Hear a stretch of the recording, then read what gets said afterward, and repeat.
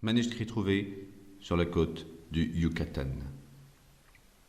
En ce 20 août 1917, moi, Karl Heinrich, comte d'Altberg-Henrichten, lieutenant-commandant du sous-marin U-29 de la flotte impériale allemande, je m'apprête à introduire dans une bouteille cet ultime message, écrit à partir d'une certaine position sur l'océan Atlantique dont j'ignore les coordonnées exactes, mais qui vraisemblablement se situe à 25 degrés de latitude nord, 35 degrés de longitude ouest, et où mon bateau vient de faire naufrage.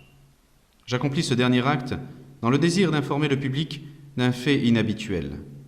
Je ne survivrai certainement pas pour pouvoir en parler moi-même. Mon sous-marin a été coulé, comme je l'ai déjà dit, mais les circonstances où je me trouve sont à la fois si extraordinaires et si menaçantes que mon inébranlable volonté germanique en est fortement atteinte. Au cours de l'après-midi du 18 juin, ainsi que nous l'avons signalé par radio au sous-marin U-61, en route pour Kiel, nous avons torpillé le cargo anglais Victory, parti de New York pour Liverpool, à 45 degrés 16 minutes de latitude nord, 28 degrés 34 minutes de longitude ouest. L'équipage avait été autorisé à quitter le navire en canot, afin de rendre plus dramatique le film que nous tournions des événements pour les archives de l'amirauté. Le bateau sombra spectaculairement, la proue, la première, la poupe dressée au-dessus des vagues, tandis que la coque s'enfonçait droit dans l'eau. Notre caméra ne manqua aucun détail, et je regrette qu'un si bon document cinématographique ne doive jamais atteindre Berlin. Après quoi, nous coulâmes les canots de sauvetage avec nos fusils, puis ce fut la plongée. Lorsque notre sous-marin refit surface au coucher du soleil, nous découvrîmes sur le pont le corps d'un marin. Ses mains étaient étrangement accrochées au garde-fou. Le pauvre garçon était jeune, le teint mat, très beau, un Italien ou un Grec probablement, qui, sans aucun doute, avait fait partie de l'équipage du Victory. Il avait cherché refuge sur le bateau même qui avait dû détruire le sien, victime avec tant d'autres de l'injuste guerre d'agression que ces cochons d'Anglais ont déclarée à notre patrie. Nos hommes le fouillèrent et trouvèrent dans la poche de sa veste un étrange morceau d'ivoire gravé, représentant un jeune visage couronné de lauriers. Mon second, le lieutenant Klenz, pensa que cet objet était ancien et d'une grande valeur artistique, s'en empara et se l'appropria. Comment cette tête sculptée avait-elle pu devenir la propriété d'un homme d'équipage, personne ne le saura jamais. Tandis que le cadavre était jeté par-dessus bord, deux incidents se produisirent, semant le trouble, au milieu de nos marins. Comme on traînait le corps vers le bastingage, les yeux du mort fermés jusque-là s'écarquillèrent. Plusieurs hommes affirmèrent alors que le mort avait fixé ironiquement les deux matelots qui étaient penchés au-dessus de lui, Schmid et Zeimer. Le bosco Müller, un homme âgé qui, de ce fait, aurait dû se montrer raisonnable, mais qui, en vérité, est un crétin d'Alsacien superstitieux, fut tellement frappé de ce prétendu regard qu'il observa la chute du corps. Il jura, ses grands dieux, qu'après s'être un moment enfoncé dans l'eau, le marin s'était redressé, avait étiré ses membres et s'était éloigné rapidement vers le sud en nageant sous l'eau. Klenz et moi-même n'apportâmes aucun crédit à cette démonstration de crédulité paysanne, et nous décidâmes de punir nos hommes, et particulièrement ce Müller. Le lendemain, une partie de l'équipage était malade. De toute évidence, ils souffraient de la tension nerveuse que leur imposait notre long voyage. Ils avaient fait d'affreux cauchemars. Nombre d'entre eux semblaient hébétés, frappés d'une étrange langueur. Après m'être assuré qu'il n'y avait pas là simulation, je leur permis de prendre du repos. Et comme la mer était agitée, nous descendîmes à une profondeur où les vagues nous gênaient moins. Nous nous trouvions relativement au calme. Il n'y avait, pour troubler notre route, qu'un énigmatique courant océanique orienté vers le sud et qui ne figurait sur aucune de nos cartes de bord. Les plaintes des malades, bien qu'agaçantes à la longue, ne semblaient pas démoraliser outre mesure le reste de l'équipage. Aussi n'appliquâmes-nous point les mesures extrêmes. Notre plan était de rester dans ces eaux afin d'intercepter le paquebot Dacia, dont nos agents new-yorkais nous avaient annoncé le passage. Lorsqu'en fin d'après-midi, nous émergeâmes, la mer était calme. À l'horizon nord, on apercevait la fumée d'un navire de guerre, mais nous en étions suffisamment éloignés pour ne pas nous inquiéter de cette présence. D'autant que notre bâtiment était très aisément submersible. Ce qui nous angoissait davantage, c'étaient les discours de Müller, qui se faisaient de plus en plus violents à mesure que la nuit tombait. Il avait retrouvé une détestable mentalité infantile et racontait dans un étrange babil qu'il voyait des cadavres à travers les hublots. Ces êtres, prétendait-il, le fixaient intensément. Il disait reconnaître en eux les victimes de nos exploits victorieux.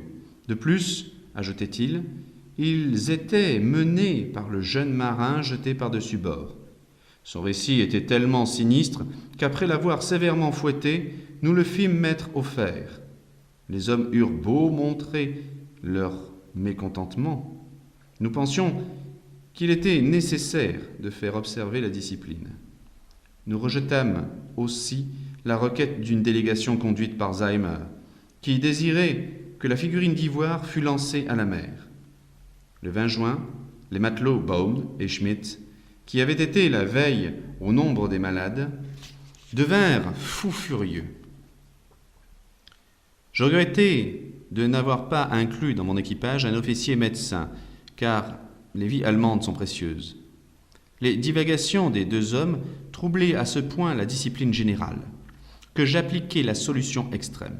L'équipage accepta de très mauvaise grâce, mais elle sembla toutefois calmer Müller, qui, par la suite, ne nous causa plus aucun souci. Ce soir-là, nous le relâchâmes, et il retourna sans un mot à ses besognes habituelles. La semaine suivante, dans l'attente du Dacia, nous étions tous très nerveux. Cette tension s'accrut lorsque nous eûmes constaté la disparition de Müller et de Zeimer, qui s'étaient probablement suicidés, harassés par les visions terrifiantes qui les avaient poursuivis des jours durant. Personne, cependant, ne les avait réellement vus se jeter par-dessus bord. Je me sentais presque débarrassé de Müller, car, même dans sa période de silence, sa présence avait fortement affecté l'équipage. Maintenant, chacun restait taciturne, comme si, les uns et les autres, nous avions un terrible secret à garder. Les malades étaient nombreux. Le lieutenant Klenz avait du mal à supporter la pression des profondeurs et s'irritait au moindre détail. Les dauphins notamment, qui se rassemblaient toujours plus nombreux autour de l'U-29, l'agaçaient beaucoup, ainsi que la force croissante des courants mystérieux qui nous faisaient dériver vers le sud. Il nous apparut alors que nous avions manqué le Dacia. De tels échecs ne sont pas rares, et je fus, en mon fort intérieur, satisfait, puisque je pouvais désormais rentrer à Wilhelmshaven. Le 28 juin, à midi, nous mîmes le cap vers le nord-est, et, en dépit de quelques collisions assez comiques avec des masses inhabituelles de dauphins, nous fûmes bientôt dans la bonne direction. L'explosion de la chambre des machines, à 2 heures du matin, fut pour nous tous une étonnante surprise, car les hommes, qui n'avaient jamais négligé leur tâche un seul instant, n'avaient jusqu'alors constaté aucune défaillance mécanique. Lorsque le lieutenant Klenz s'y engouffra, il trouva le réservoir de combustible et la plupart des appareils complètement détruits. Raab et Schneider, les 2 mécaniciens, avaient été tués sur place. Notre situation était grave. Certes, les régénérateurs chimiques d'atmosphère étaient intacts. Nous pouvions utiliser les réserves d'air comprimées et les accumulateurs pour plonger ou remonter, mais il nous était devenu impossible de propulser ou de diriger le sous-marin. Chercher le salut à bord des canaux de sauvetage, cela revenait à nous livrer à l'ennemi impitoyable de notre grande nation germanique. Le lendemain après-midi, un vol compact d'oiseaux de mer, venus du sud, nous survola, et l'océan alors devint furieux. Après avoir fermé les écoutilles, nous attendîmes les événements, et très vite, nous prîmes conscience de la nécessité de replonger, si nous ne voulions pas être submergés par les vagues. Nos réserves d'air comprimé diminuaient à vue d'œil. Nous voulions éviter de gaspiller nos ressources en électricité, mais nous n'avions pas le choix. Du reste, nous ne nous enfonçâmes pas profondément. Au bout de quelques heures, ayant constaté que la mer s'était calmée, je décidai de refaire surface, mais le mécanisme de remontée s'était détérioré. Malgré l'ardeur de nos mécaniciens, il refusa de fonctionner. Cet emprisonnement sous-marin eut le don d'épouvanter les hommes, qui se mirent à marmonner des choses déplaisantes sur Cleanz, car son obstination à garder la plaquette d'ivoire les contrariait. Il ne nous fut possible d'obtenir le calme que lorsque nous les eûmes menacés de nos revolvers. Afin de les occuper et de les rassurer, nous leur avions donné l'ordre de s'acharner sur les machines, bien que cela fût parfaitement inutile. Cleanz et moi-même dormions à tour de rôle. Ce fut durant mon sommeil, vers 5 heures du matin, le 4 juillet, que la mutinerie éclata. Les 6 cochons de matelots qui nous restaient, se doutant que nous étions perdus, avaient piqué une crise de rage folle lorsque, 2 jours auparavant, nous avions refusé de nous rendre à un navire américain. Ils déliraient depuis. Nous abreuvons d'injures, rugissant comme de vils animaux qu'ils étaient, brisant sans discernement meubles et matériels. Ils évoquaient sans trêve le visage du jeune homme qui les avait prétendument regardés avant de s'enfuir à la nage. Et ils maudissaient à longueur de journée la figurine de Cleanz. Celui-ci, un rhéno mou et efféminé, semblait paralysé. Il se révéla inefficace. Je finis par abattre les 6 hommes. C'était devenu nécessaire. Après quoi, je m'assurai qu'ils avaient tous été touchés à mort. Nous jetâmes les cadavres à travers le double sas. Désormais, Cleanz et moi étions les seuls occupants du sous-marin. Mon second, très tendu, buvait immodérément. Il fut décidé entre nous que nous resterions en vie aussi longtemps que possible en utilisant le stock abondant de nos provisions et de nos réserves d'oxygène. Les boussoles et tous les appareils de mesure avaient été détruits. Nous ne pouvions plus définir notre position que d'une façon approximative. Par chance, nous possédions dans nos accumulateurs des réserves d'électricité pour les projecteurs de notre éclairage intérieur. En regardant par les hublots, nous n'apercevions jamais autre chose que les troupes de dauphins qui nageaient parallèlement à notre dérive. Sur le plan scientifique, ces dauphins-là m'intéressaient, car tous les spécialistes savent que le Delphinus delphis commun, qui est un mammifère cétacé, ne peut subsister longtemps sans air. Or, en surveillant étroitement l'un de ces nageurs, 2 heures durant, je pus constater qu'il ne refaisait jamais surface. À mesure que le temps passait, Cleanz estima que nous dérivions toujours vers le sud et que nous nous enfoncions de plus en plus profondément. Nous nous consacrâmes à l'étude de la flore et de la faune marine, car j'avais emporté dans mes bagages personnels de nombreux livres sur ce sujet. Mon compagnon manquait de culture, son esprit, qui n'était pas celui d'un Prussien, se perdait dans des considérations sans intérêt. Il était très troublé par l'approche de notre mort inéluctable, et je le surprenais souvent à prononcer des paroles de remords à l'égard des hommes, des femmes, des enfants que nous avions envoyés par le fond. Au bout de peu de temps, il apparut franchement déséquilibré. 2 heures durant, il fixait la figurine d'ivoire et délirait sur les choses perdues et oubliées sous les eaux. Parfois, à titre d'expérience psychologique, je l'encourageais dans ses rêveries pour écouter ses interminables citations poétiques et ses récits de naufrage. J'étais malheureux pour lui, car il est toujours triste de voir souffrir un Allemand. Mais je jugeais qu'il n'était pas le compagnon avec lequel il m'eût convenu de mourir. Car je suis un homme fier, je sais comment ma patrie honorera ma mémoire, je sais que je servirai de modèle aux jeunes générations. Le 9 août, nous vîmes le fond sur lequel nous dirigeâmes aussitôt un puissant projecteur. C'était une plaine ondulante, jonchée d'algues et de coquillages. Elle était parsemée de petits objets recouverts d'herbes marines et incrustés de nacre, et qui, selon Glens, étaient des épaves antiques, gisant dans leurs tombes. Il fut cependant surpris par un pic de matière solide, d'un diamètre de 2 pieds, qui s'élevait au-dessus du lit de l'océan de plus de 4 pieds, avec des côtés plats et des surfaces lisses qui formaient, en se rencontrant, des angles très obtus. Pour ma part, je pensais que ce pic était une simple protubérance, mais Glens me soutenait qu'il y voyait des signes gravés. Au bout d'un moment, il se mit à trembler en détournant ses yeux de ce paysage sous-marin comme terrorisé. Pour se justifier, il me déclara que la vastitude des grands espaces, l'obscurité, l'éloignement et le mystère de ces abîmes océaniques l'avaient mené au bout de ses forces. Il était fatigué, physiquement et moralement.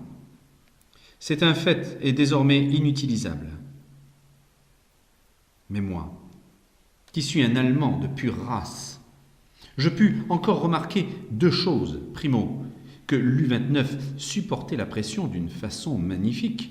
Secondo, que ces étranges dauphins nous suivaient toujours à une profondeur où l'existence d'organismes aussi évolués est considérée comme impossible par les naturalistes. J'avais certainement, du reste, surestimé cette profondeur, mais je savais que nous étions descendus assez longtemps et assez bas pour être sûrs de ce que j'avançais. C'est le 12 août, à 3h15 du matin, que Glens devint fou. Il s'était rendu dans la tour pour se servir du projecteur.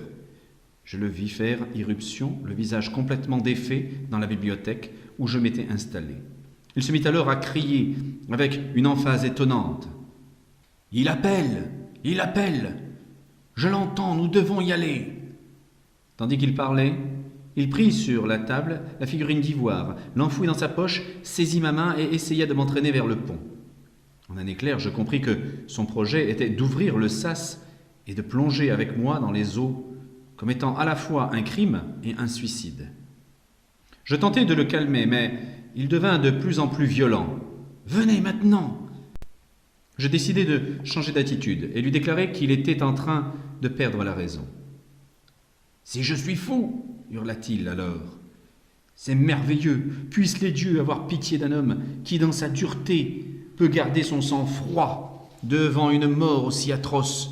Venez, soyez fous, pendant qu'il demande grâce encore. » Son explosion de révolte semblait l'avoir quelque peu soulagé. À la fin de sa déclaration, il s'était calmé. Il me pria de le laisser sortir seul si je ne voulais pas le suivre. C'était un Allemand, certes, mais un Rhénan, et fou par surcroît. En acceptant sa requête, je me débarrassai de celui qui n'était plus un compagnon, mais une constante menace. Je lui demandai de me remettre sa figurine d'ivoire avant son grand départ, mais cela le fit éclater d'un rire si étrange que je n'insistai pas. Je m'informai auprès de lui afin de savoir s'il désirait laisser un souvenir à sa famille, une mèche de cheveux par exemple, au cas où je me tirerais de là. Il repartit de son rire singulier. Glens grimpa à l'échelle et je manipulai les leviers qui l'envoyèrent à la mort, qu'il s'était choisie. Lorsqu'il fut sorti du bateau, je balayai l'eau avec mon projecteur pour l'apercevoir une dernière fois, car je voulais savoir si la pression l'aplatirait comme il eût été logique, ou si au contraire, à l'instar de cet extraordinaire dauphin, il allait rester intact. Je ne réussis pas à voir mon dernier compagnon, car les dauphins s'étaient amassés autour du sous-marin. Ce soir-là, j'ai regretté de n'avoir pas dérobé la figure d'ivoire dans la poche de ce pauvre Glens, car son souvenir me fascinait. Je ne pouvais effacer de ma mémoire cette tête jeune et belle, couronnée de feuilles, bien que, de nature, je ne sois guère artiste.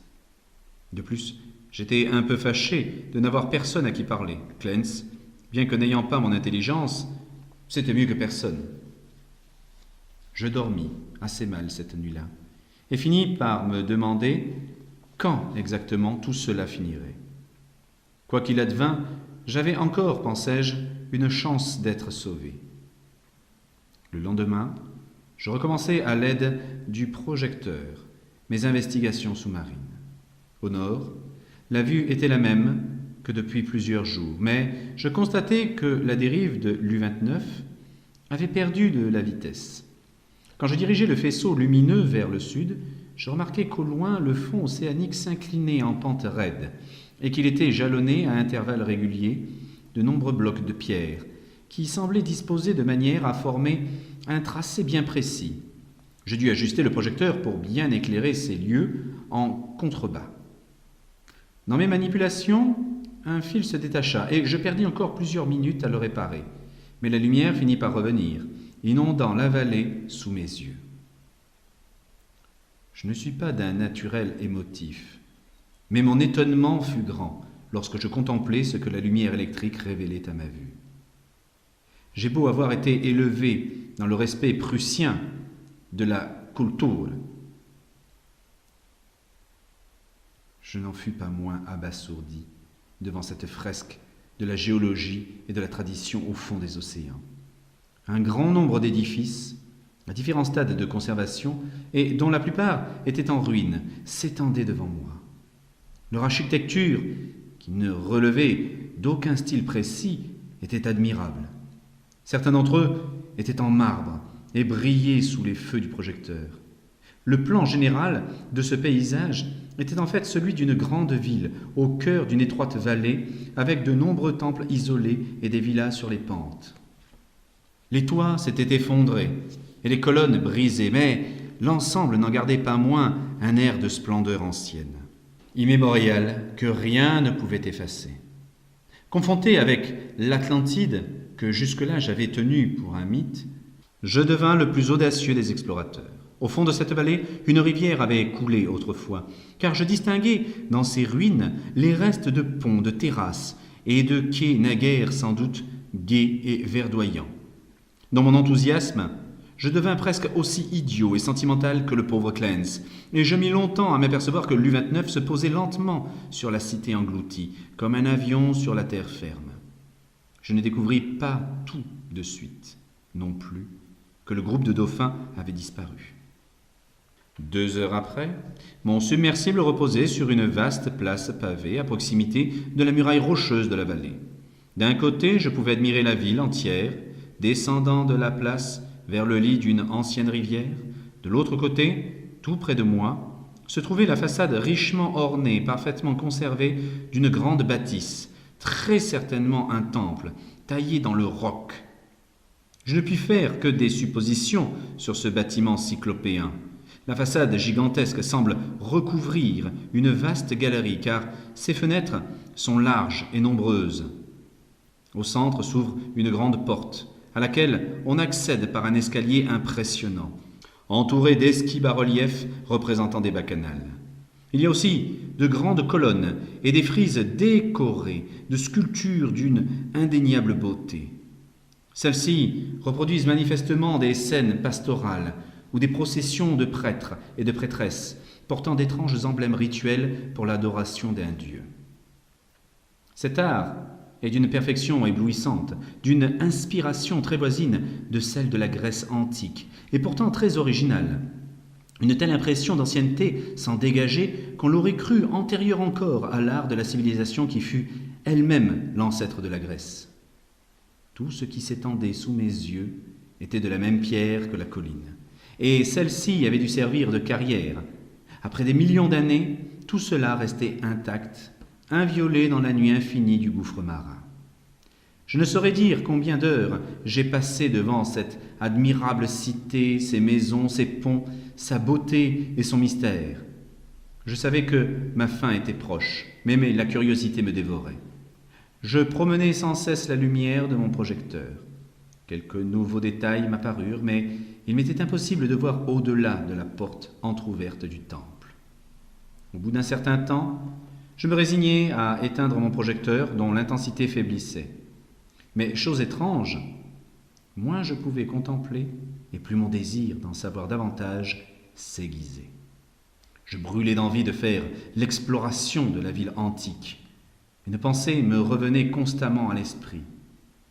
En tant qu'Allemand, je me devais de fouler le premier ces chemins millénaires et oubliés. Je sortis un scaphandre de plongée profonde. Je me munis d'une lampe portative et d'un générateur d'oxygène. C'est au prix de multiples efforts soutenus par mon avide curiosité que je parvins à ouvrir seul le double sas. Mais je savais que je triompherais de n'importe quel obstacle grâce à mon habileté, à mes connaissances techniques et scientifiques. Je marcherais dans la ville morte. En effet, ce fut le 16 août que j'effectuai ma première sortie, avec peine. Je me suis ménagé un chemin qui m'a mené au lit de la rivière. Il n'y avait là aucun squelette et pas la moindre trace de restes humains. Mais je ramassai quantité de statuettes et de pièces de monnaie. Je ne puis en parler en cet instant, mais je tiens à faire part de ma stupéfaction devant une culture qui connut son épanouissement à une époque où l'Europe était habitée par les hommes des cavernes et où il n'y avait personne encore sur les rives du Nil. Que d'autres, guidés par mon manuscrit, si jamais on le recueille un jour, trouvent une explication plausible à ce mystère que je ne puis, dans ma situation, que signaler. Je retournai à mon bateau, ce jour-là, lorsque ma torche faiblit, bien décidé à visiter le temple le lendemain. Le 17 août, à ma grande déception, je dus remettre mon ambitieux projet car j'ai réalisé que les matériaux nécessaires à la recharge de ma lampe portative avaient été détruits lors de la mutinerie de juillet. J'eus du mal à dominer ma rage, mais mon bon sens germanique m'interdisait de m'aventurer à l'intérieur de ce temple obscur qui pouvait se révéler comme étant le repère d'un horrible monstre marin ou bien encore un labyrinthe où j'eusse risqué de me perdre. Tout ce que je pus faire, ce fut de diriger sur la porte le projecteur déclinant du sous-marin. Je sortis alors. J'escomptais bien ainsi admirer les bas-reliefs du monument, mais ce fut en vain. Le toit même n'était plus visible. Mon investigation dut s'arrêter là. De plus, pour la première fois de ma vie, je ressentis de la terreur. Je commençais à comprendre quel sentiment avait envahi le pauvre Clens, car tandis que le temple m'attirait de plus en plus, ces abîmes aqueux m'épouvantaient. De retour dans mon bateau, j'éteignis les lumières et m'installai dans l'obscurité pour réfléchir. Je passai ainsi tout le samedi 18 dans le noir, tourmenté par des pensées et des souvenirs qui menaçaient de l'emporter sur ma volonté de faire germanique. Clens était devenu fou. Il avait péri avant de connaître ce fantôme fantastique d'un passé incroyablement lointain. Il m'avait supplié de le suivre. Mes nerfs étaient mis à rude épreuve, et pourtant je résolus de chasser ces tourments propres seulement aux faibles. Cette nuit-là, je ne pus fermer l'œil et rallumer le projecteur au mépris de ce que ce geste pouvait me coûter. Dans ma soif d'en voir davantage, j'aurais préféré avoir plus de réserve en électricité qu'en air et en vivre. Je songeais à me donner la mort et restai longtemps à contempler mon pistolet automatique. Je finis par m'endormir sans éteindre la lumière. Le lendemain matin, j'ouvris les yeux dans l'obscurité. Les batteries étaient mortes. Je grattai plusieurs allumettes et me pris à me reprocher désespérément mon imprévoyance. Je restai longtemps sans lumière, très calme, comme je considérais ma fin inévitable. Mon esprit développa une image à demi consciente qui eût fait trembler un individu plus faible que moi, ou plus superstitieux. Le visage du dieu rayonnant dans les sculptures du temple était le même que celui de la figurine d'ivoire, trouvée sur le cadavre du jeune marin et que Clens avait emporté au fond des mers. Cette coïncidence m'intrigua, mais ne me terrifia pas pour autant. Mon esprit était ébranlé, mais mon sens du rationnel m'interdisait d'expliquer ce qui est singulier et complexe par le court-circuit du surnaturel. Les circonstances étaient troublantes, mais rien ne m'autorisait à établir quelque corrélation hasardeuse entre ma condition présente et ce qui s'était passé sur le bateau depuis l'affaire du Victory. Ayant besoin de repos, je pris un sédatif et je m'endormis. Dans mes rêves, Il me sembla entendre des cris humains et voir des visages morts se presser contre les hublots dans la foule de ces têtes. Il y avait celle vivante, ironique et moqueuse du jeune homme de la figurine d'ivoire. Aujourd'hui, je dois être prudent en rédigeant ces notes car je suis très ébranlé. Et désormais, les hallucinations se mêlent aux faits réels. Psychologiquement, mon cas est très intéressant et je regrette de ne pouvoir être examiné par un spécialiste allemand compétent en la matière. Car dès que mes yeux se sont ouverts, j'ai éprouvé un puissant désir d'aller visiter le temple. Ce désir ne cesse de croître, bien que automatiquement je lui résiste en lui opposant ma peur en ce monde inconnu. Puis survint une impression de lumière dans les ténèbres aquatiques. Et il me semble avoir vu une sorte de lueur phosphorescente par le hublot qui donne sur le temple. Cela excita ma curiosité car je sais qu'il n'existe aucun organisme sous-marin capable d'émettre une telle luminosité. Mais avant même que je puisse observer cela, soigneusement survint un troisième phénomène, si étrange qu'il acheva de me faire douter de tous mes sens. Il s'agissait cette fois d'une illusion auditive, des sonorités rythmées, mélodieuses, comme si un chant avait pu parvenir jusqu'à moi à travers les parois absolument insonorisées du sous-marin. Convaincu que mes sens étaient abusés, j'absorbais une forte dose de bromure de sodium, qui sembla dissiper ces perceptions auditives. Mais la phosphorescence persistait. Et j'eus peine à réprimer mon envie puérile d'aller jusqu'au hublot pour en chercher l'origine. Elle se faisait pourtant de plus en plus réelle, puisque grâce à elle, à présent, je pouvais distinguer autour de moi des objets familiers, comme le verre, maintenant vide, dans lequel j'avais absorbé mon calmant. Quelques instants auparavant, ce verre était encore invisible. Je traversai la pièce pour aller le toucher. Il se trouvait effectivement à l'endroit où j'avais cru le voir. Je compris que la lumière était donc soit réelle, soit l'effet d'une hallucination si forte que je ne pouvais la dissiper. Aussi, abandonnant toute résistance, suis-je monté dans la tour. Peut-être était-ce un autre sous-marin qui me sauverait la vie. Je ne voudrais pas que le lecteur considère ce qui va suivre comme une vérité objective, puisque les événements que je vais décrire dépassent la loi naturelle. Ils sont certainement la création subjective de mon esprit surmené. Arrivé dans la tour, je m'aperçus que la mer elle-même était beaucoup moins lumineuse que je ne l'avais cru. Il n'y avait alentour aucun animal, aucun végétal phosphorescent. Et la ville était fondue dans les ténèbres invisibles. Ce que je vis n'était pas spectaculaire, ni grotesque, ni terrifiant, et pourtant, cela me fit perdre le reste de confiance que j'avais en moi-même. La porte et les fenêtres du temple, sous-marin, construit à même la colline rocheuse, rayonnaient d'une lumière intermittente, comme si à l'intérieur une flamme puissante brûlait devant un autel. Ce qui suit est pur chaos. En fixant cette porte, ces fenêtres, je devins la proie de visions si extravagantes que je ne puis même en faire le récit logique. Il me sembla, par exemple, distinguer des objets à l'intérieur du temple, des objets à la fois mouvants et immobiles. Il me sembla entendre à nouveau les chants étranges qui m'étaient déjà parvenus. Mes terreurs se concentraient sur le souvenir du jeune garçon venu de la mer et sur la figurine d'ivoire dont l'image se répétait sur les frises et les colonnes. Je songeais au pauvre Cleanse, à son corps au fond des eaux. Il m'avait prévenu de quelque chose, et il n'y avait pas pris garde. Mais il n'était qu'un faible rénant, incapable de supporter les ennuis qu'un Prussien endure aisément. Le reste est très simple. Mon impulsion à visiter le temple est devenue une irrésistible attirance à laquelle je ne puis m'opposer plus longtemps. Ma volonté allemande a perdu le contrôle de mes actes. C'est une semblable folie qui poussa mon second, tête nue, sans protection dans l'océan. Mais je suis un Prussien, un homme sensé, et j'utiliserai jusqu'à la fin ce qu'il me reste de volonté.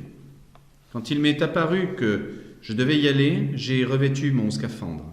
Je m'apprête à confier cette relation hâtive à une bouteille, dans l'espoir qu'un jour elle parviendra au monde. Je n'éprouve aucune crainte. Les prophéties du pauvre Clance me laissent indifférent. Ce que j'ai vu ne peut être vrai. Tout ceci vient de ce que je n'ai plus d'air et que je suffoque. La lumière du temple est simple illusion. Et je vais mourir calmement comme un Allemand dans les profondeurs noires et oubliées. Le rire démoniaque que j'entends vient de mon esprit épuisé. Aussi vais-je ajuster avec soin mon scaphandre et marcher hardiment vers ce sanctuaire primitif, vers ce secret silencieux des flots insondés des siècles innombrables.